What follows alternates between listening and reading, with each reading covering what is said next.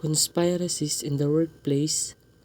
Conspiracy theories are the belief that certain events or situations are secretly manipulated behind the scenes by powerful forces with a negative intent. Theories about social and political events are extensive and have critical workplace behavior consequences. Consider the impact of disagreement between the co-workers about the 2020 US elections that leads to strained workplace communication, reduced collaboration, and later accusation of bullying, or imagine a manager overhearing two of his direct reports in the next office discussing their shared beliefs about mask wearing during the COVID-19 pandemic. Even in the workplace, where the vast majority of employees have similar political beliefs, conspirational mindsets can present challenges for the companies. Research found that conspiracy theories often distrust authority and focus more on their interests. They will deceive others to achieve their own goals. Conspiracy theories can show up in big ways, such as Jane pregnant, and more severe forms such as talking about the perceived justice, such as the real reason for that recent promotion. Managers and employees should be careful not to dismiss conspiracy theorizing as a harmless rumors and gossip. Conspiracy theories as an emergent threat. Usinski and his co-authors define a conspiracy as a secret arrangement between a small group of actors to usurp political or economic power, violate established rights, hide the vital secrets, or illicitly cause whispered harm. The conspirators act in the secret for their own benefit against the common good. Cities are dangerous when false, harmful, and unjustified. Many leaders have experienced the negative effects of wild rumors in their organization. Cities are that and more. Recognize the conditions. First, recognize the condition that make employees vulnerable to the cities. Research suggests that conspiracy theories tend to prosper in times of crisis as people look for ways to cope with difficult and uncertain circumstances. Since early 2020, communities are simultaneously absorbing the shocks of global, multi-phase pandemic, a continuous US election, threats to the security and safety, dramatic climate change, a severely damaged economy. The consequences of coronavirus pandemic, safer at home, restrictions, and the effects of business closure affect subjective feelings of well-being, including employment, income, home, personal, and family health, and the safety and the security of loved ones. Those working from home often feel isolated, not regular communicating with peers and supervisors create a vacuum for a substantiated speculation. Recognize the benefits. Conspiracy theories offer palliative to mitigate the effects of uncertainty, powerlessness, isolations, discouragement, and contradictory information. They often appear to be a logical explanation of events or situations which are difficult to understand, bringing a false sense of control and agency.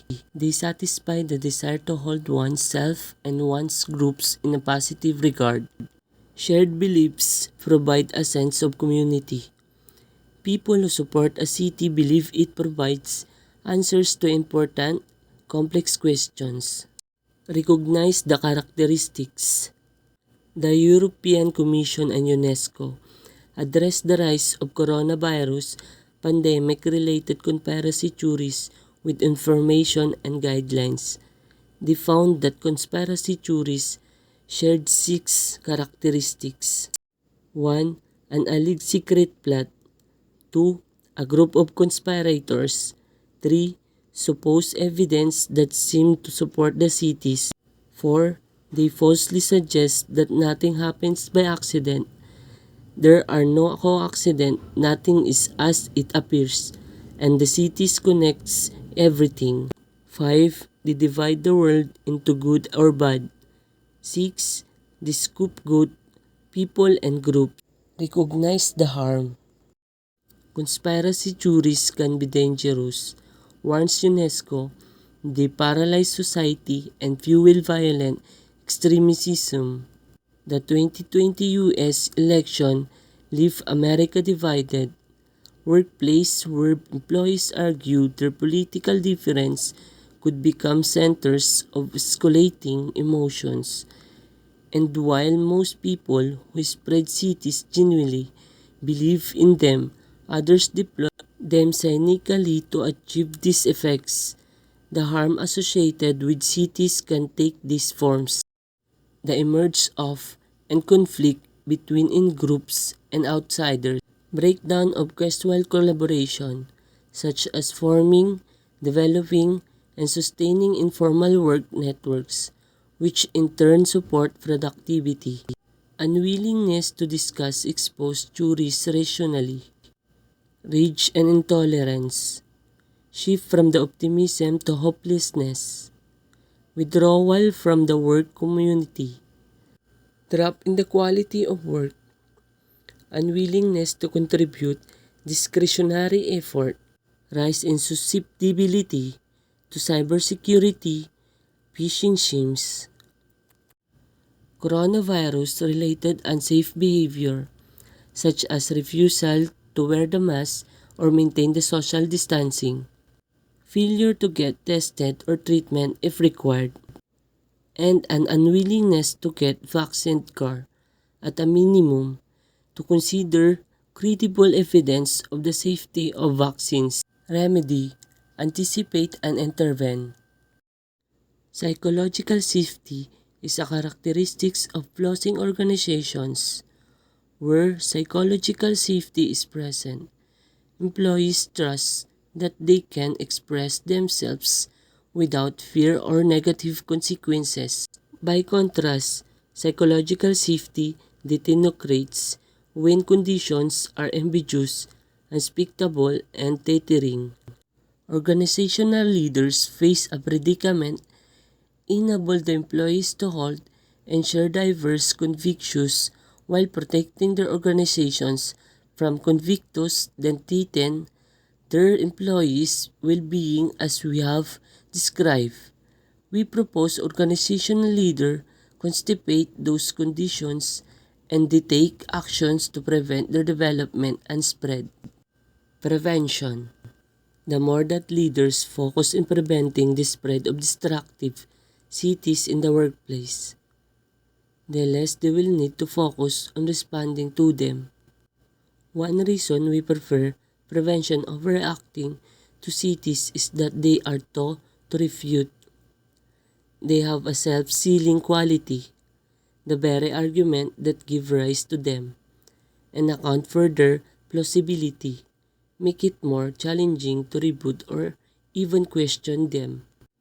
Leaders can help prevent the destructive spread of cities with these 5 steps. Anticipate situations that may produce destructive rumors and cities.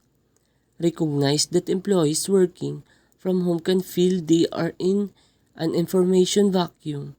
Social distancing in the workplace can inhibit communication and collaboration. Communicate early and often.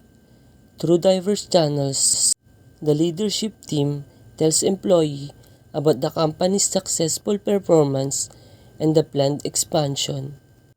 The team uses various channels to keep their employees informed: Slack, brief, video message, email, Zoom, and other meetings. Communication spreads throughout an organization that does not follow hierarchical lines. Account for up to 70% employee attitudes. Ensure that supervisors communicate consistently with their employees. It is easy for the managers to neglect employees who are working from home, leaving those employees feeling that the only time they hear from their managers and when there is a problem. Gallup found that engagement increased When the managers communicate regularly about expectations, performance, and careers. Prepare managers to recognize the emerge of cities. Equip managers with incredible information and tools to get ahead of the cities. Establish standards of respectful communication. Free speech is a constitutional right and we should vigorously defend it. However, we would not want our employee to use their hierarchical position or the organization's media platforms to state probable lies that might lead, perhaps indirectly, to the harassment or violence. We ban some speech in the workplace, such as sexism or racism, establishing city policies that encourage respectful communication and limit bullying and inappropriate